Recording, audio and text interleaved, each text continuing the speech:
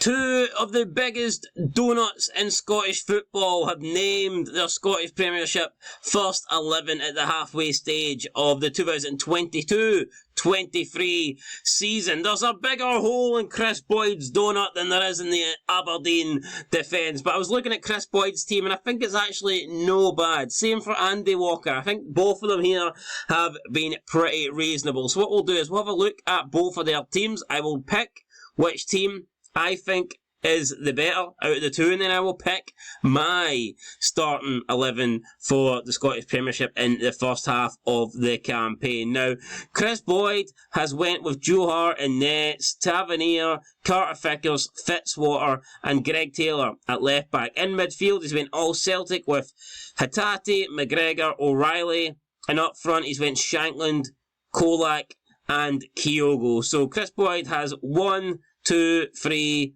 4, 5, 6, 7 Celtic players in it. Man, that must have hurt Chris Boyd to put 7 Celtic players in there. I mean, it is a good team. It's a solid team, but I don't know if I agree with some of those options at all. I think Tavernier's been poor. I don't think Fitzwater has really done enough for me either. A bit of strange choices. I can see why he's put Shankland, Cholak and Kyogo. That's a good front three. I can see that, but I'm not too sure with some of the other options. Anyway, let's have a quick look at what Andy Walker's done. He's done Marshall and nets from Hibernian, Juranovic, Carter Vickers, Porteous and Taylor at the back. He's went Bacchus, McGregor, O'Reilly, and up front he's went Nubly, Kyogo and Miofsky. So it's funny here that he's actually went with less Celtic players than Chris Boyd. I think that's amazing. I'm actually surprised he's only picked, 6 Celtic players in total? I thought Andy Walker would have probably just went out with a full 11 of Celtic players. I mean, they're both good teams. I don't know which one I prefer. Maybe slightly prefer the Chris Boyd one, maybe. I think Chris Boyd has Chris Boyd I think has a better front three. I mean, I like Nubly. I think Miofsky's alright, but at the level of Cholak and Lawrence Shankland, in terms of goals, definitely not. I think Nubly's only got 3 goals all season. And I get it, he's got a lot more to his game than just scoring goals. I totally understand that.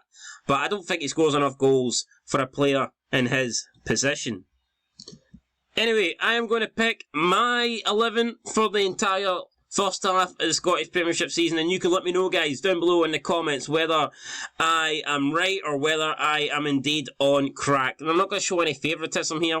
I'm not just going to pick Hearts players. I'm not going to avoid picking Hibs players. I'm going to pick who I believe truly belongs in this team. Having said that, though, first up, I am going to pick the one and only Craig Gordon. It's not been his greatest season.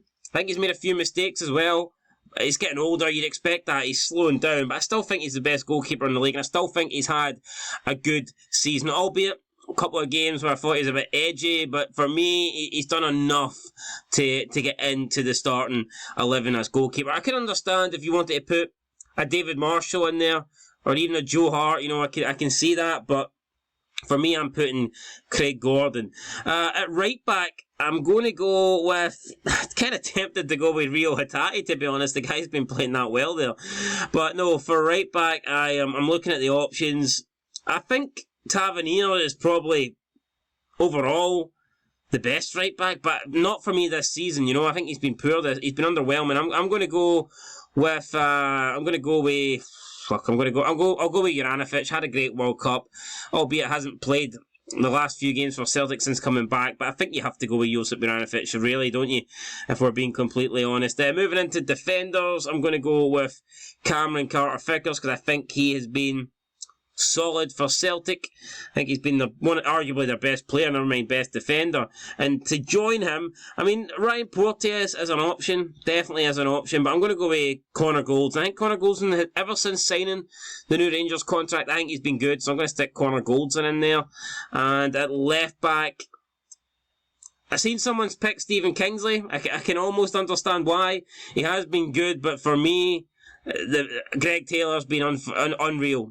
Greg Taylor has been a big player since the last 18 months. The improvement in Craig Taylor is phenomenal. So this is a guy that when Ange came in, everyone pretty much pointed at him and expected him to be like the first player, the first position that Ange would look for, recruit and try to replace. But, you know, he's actually turned it around, and now he's like the number one, undoubtedly number one player they have at left back. So, yeah, Greg Taylor has had a good, not just a good like half season, he's had a good like 18 months now, 2 years.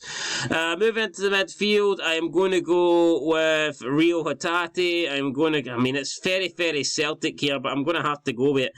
I'm going to go with Callum McGregor, and I'm going to go with, you know, I've attempted to go, I'm going to go with Aaron Moy. Aaron Moy is a player that when I initially seen him get signed, I thought that, actually, am I going to go with Aaron Moy? Kind of tempted to go with Cammy Devlin, but I believe I'll go with Aaron Moy. I think Aaron Moy's been good, especially the longer he seems to be at Celtic, the better he seems to be getting. So he seems to be getting better wage. But that's going to be my midfield trio of Hatate, McGregor, and Aaron Moy. And then moving up front on the left-hand side, have to try and make room for people here. So on the left hand side, I'm going to go, or the right hand side even, I'm going to go with Kyogo. On the left, I'm going to go with Dyson Maeda. And through the middle, I'm going to go with Antonio Cholak, because I do believe that he's been a really good player for Rangers since coming in. And without his goals, I mean, they would be even further behind Celtic. They're already quite far behind with 9 points, but imagine without Kolak's goals, man, he scored a lot of important goals, especially at the start of the season. I feel like they've dried up lately, but then again, he has been injured as well. So, yeah, guys, that's going to be my team. Craig Gordon, Juranovic, Carter Figures, Goldson, Taylor, Hatate, McGregor, Moy, Furuhashi, Kolak, and Dyson Maeda. That would be my 11. Of course, people can change their minds. People can say I'm wrong. People can say I'm right. Doesn't really matter, guys. Anyway, big day of Scottish football action tomorrow. 2 massive derbies, a really good fixture card. Could change everything in the league. Cannot wait for tomorrow, man. So stay tuned. There'll be lots of vids coming to the channel, and I'll catch you guys later. But this is my team. Let me know your team down below. I'll see you in the next one. Till then, though, peace.